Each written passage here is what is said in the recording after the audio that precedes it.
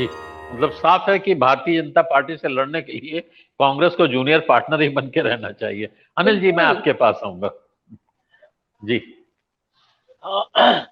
मुझको लग रहा है कि ये जो सीपीएम ने उनको कांग्रेस को सीट देने, मतलब त्रिपुरा में जो अलायंस है, वो उसका जी। ताल्लुक जमीनी रियलिटी से नहीं है, उसका ताल्लुक है ये से क्या, आइडियोलॉजिकल पोजिशनिंग है ये। लेफ्ट ने ये क्लियर कर दिया कि कांग्रेस इम्पोर्टेंट है, इसीलिए दे रहे। 2% है उनका वोट पिछले चुनाव का, उसके बाद उनको टिकट मिला है। जितने भाजपा में नेता है ज्यादातर वो सब कांग्रेस से निकले हुए हैं।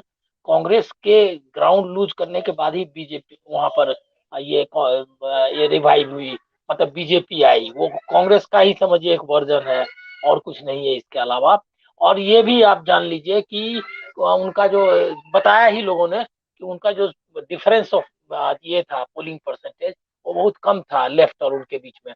तो लेफ्ट ने इसके बावजूद कि उनको टक्कर है, वही विनिंग मतलब ये है, अपोजिशन है, वहां पर वो जीत सकते हैं। उसके बाद भी कांग्रेस को देना वो आइडियोलॉजिकल पोजीशन है। ये कांग्रेस को एक नेशनल अपोजिशन के रूप में रिकॉग्नाइज करना है, उसको मान्यता दी उसने कि उनको हम जो है उस जमीनी रियलिटी से इसका कोई वास्ता नहीं। ये मैसेज है बाकी पॉलिटिकल पार्टीज के लिए, जो नॉन जिनका की अपोजिशन जो है बीजेपी से बहुत कमजोर किस्म का होता है, उसके लिए मैसेज है। लेफ्ट ने क्लियर कर दिया कि वो दे रही है। तो वो बहुत इंपॉर्टेंट है इस सेंस में कि ये सब जो तर्क जो समाजवादी पार्टी जैसी पार्टियां देती है कि कांग्रेस का ग्राउंड पे क्या है, उसका ये जवाब है। क्योंकि 2% है वहां, उसके बाद लेफ्ट ने दिया। लेफ्ट वैसी समाजवादी पार्टी या आरजेडी या जेडीयू जैसी पार्टी भी नहीं है, लेफ्ट कैडर बेस्ड पार्टी है। फाइट करने के लिए उनको कोई मास ये कि मोबिलाइजेशन और कास्ट मोबिलाइजेशन की जरूरत पड़ती है लिमिटेड सेंस में ही, और वो जमीन पर भी लड़ सकती है। तो ये जो है एक मैसेज है दैट ये बहुत इंपॉर्टेंट है। नेशनल जो जो भी पोजिशनिंग होनी है पॉलिटिकल पार्टीज की, वो है।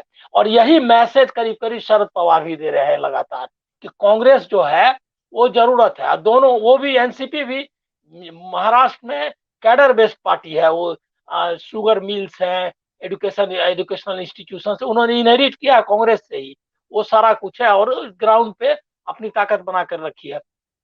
तो इसका ये लॉजिक का एक विरोध है, इसको ये समझना चाहिए। दूसरा, एक एक एक बात को ऑलवेज ध्यान रखना चाहिए कि ये जितनी पार्टियां हैं ये नॉर्थ इंडिया में, कम से कम जो कास्ट बेस्ड पार्टियां हैं बेसिकली, वो जो है उनका आइडियोलॉजिकल पोजीशनिंग बहुत वीक है। और ये इन द लॉन्ग रन और इन शॉर्ट रन, मतलब जो इनका हिस्ट्री भी रहा है, ये बीजेपी से लड़ने में बहुत ही कमजोर साबित हुई है लगातार। और उनकी वजह से वो सब पार्टियां, बीजेपी ने वो स्टेप इन किया है। नहीं तो कोई वजह नहीं थी कि उत्तर प्रदेश में या बिहार में, जहाँ के की बहुत कम ताकत थी बीजेपी की। कब बीजेपी स्ट्रांग रही 90s के पहले? कभी नहीं थी। और वहाँ बकायदा समाजवादी जो जनता पार्टी है या कांग्रेस है, उनके बीच ही फाइट थी। लेकिन धीरे धीरे उन्होंने रास्ता बनाया। ये बात जरूर है कि मध्य प्रदेश और राजस्थान, ये हिंदी बेल्ट ऐसा है जहां बीजेपी पहले से भी स्ट्रांग थी भारतीय जनसंघ के जमाने से। लेकिन ये सब तो उन्होंने हासिल किया है, और ये हासिल किया है इनके कंट्राडिक्शन से। जो सोशल जस्टिस फोर्सेस, कांग्रेस की जो सेकुलर फोर्सेस थी, उनकी वजह से। बिहार में भी जो कांग्रेस लूज की, इसके पीछे वजह ये थी कि भागलपुर के दंगे हुए, इनके जो अपने लीडर्स थे वो भी कम्युनल पोजिशनिंग रखते थे, कास्ट उनका ये था, करप्शन रैम्पेंट था। वो इन लोग उसको रिप्लेस किया सोशल जस्टिस के फोर्सेस ने। और बाद में उनके बीच का कंट्राडिक्शन फैमिलीज, कास्ट, इसके आधार पर बटा। बिहार में नीतीश कुमार और लालू प्रसाद यादव के एक दूसरे से अलग होने की कोई और वजह थोड़े ही है। इट्स ये सिर्फ पर्सनल फाइट और फैमिली फाइट था। तो इस और कास्ट बेस्ड है। तो ये जो है, ये रियलिटी मतलब आइडियोलॉजिकल पोजीशनिंग का क्या सिचुएशन है, इस पर डिपेंड करेगा। और इसमें अगर लूज करेंगी तो बहुत डिफिकल्ट होगा। उसमें ये ग्राउंड रियलिटी वगैरह जो है, इसका कोई अर्थ नहीं है। ग्राउंड रियलिटी में तो अभी भी बिहार में लेफ्ट पार्टीज की जो कैडर बेस ताकत है, वो कई पार्टियां जो वहां पर है, इनका को उससे बहुत ज्यादा आगे है। अब जैसे हम जैसी पार्टियां या छोटी जो पार्टियां हैं जिनका एक या दो कास्ट का कॉम्बिनेशन है, उसके मुकाबले तो एमएल के एमएल तो खैर ले भी, उनको तो सीटें भी मिली। सीपीआईएम सीपीएम अभी भी पावरफुल है उनसे ज्यादा, तो उनका ग्राउंड पर ज्यादा कैडर और ये है, ताकत है। उससे नहीं, असल में है क्या कि एक आइडियोलॉजिकल कॉम्बिनेशन बनता है कि नहीं, जो आ, अभी तक हमको, अभी तक मानना पड़ेगा कि विपक्ष अभी तक तैयार नहीं कर पाया, और सीपीएम ने उसका एक, समझिए कि ये दिया, मतलब उसका एक रास्ता दिखाया है, इसको मानना चाहिए। दूसरी बातें मैं करता हूँ, एक लाइन और कहूंगा कि एक बात और देख लीजिए कि जो चैलेंज मोहन भागवत के इंटरव्यू के बाद साफ आरएसएस ने अपनी पोजीशन क्लियर कर दी है।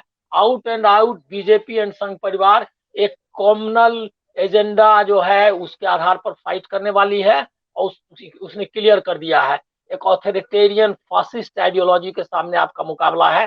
क्या इसके लिए ये जो कास्ट बेस्ड पार्टीज है, ये जो पार्टीज है जिनका कि सिर्फ सोशल कॉम्बिनेशन की वजह से उनका सेकुलरिज्म बचा हुआ है, उससे काम नहीं चलने वाला है। उनको रीथिंक करना जी पड़ेगा, अपनी आइडियोलॉजिकल पोजीशनिंग शार्प करनी पड़ेगी। सोशल जस्टिस के फोर्सेस के सामने ज्यादा चैलेंज है, क्योंकि उनको इस कम्युनलिज्म से मुकाबला करने के लिए अपने जो सोशलिस्ट ये है डेमोक्रेसी में, सेकुलरिज्म में, उसको ये फैमिली और क्या कहते हैं जो कास्ट बेस्ड ये से बाहर निकालना कैसे है। चैलेंज बहुत बड़ा है, समय कम है, लेकिन उसका एक रास्ता सीपीएम ने दिखाया है। इसके लिए हम लोगों को उसका ये करना चाहिए, जी। स्वागत करना चाहिए। आपने जो बात बाद में कही ना, आप शायद भूल गए, 2014 में सांप्रदायिक गोलबंदी मोदी के उदय के साथ जो हुई, उसके आगे ये जो जातीय राजनीति करती वाले पार्टियां थी, वो हारी हैं। और 2014 में जितनी सीटें भाजपा को मिली, 2019 आते आते 10 सीट का पार्लियामेंट के नुकसान हुआ है। सपा बसपा का समझौता हुआ था, 15 सीटें जीती हैं। बड़ा नुकसान हुआ है, ये भी ऐसा नहीं है कि उसका, लेकिन जो सांप्रदायिक गोलबंदी थी, वो असली चीज थी 2014 में मोदी के उदय के साथ। सभा जी से मैं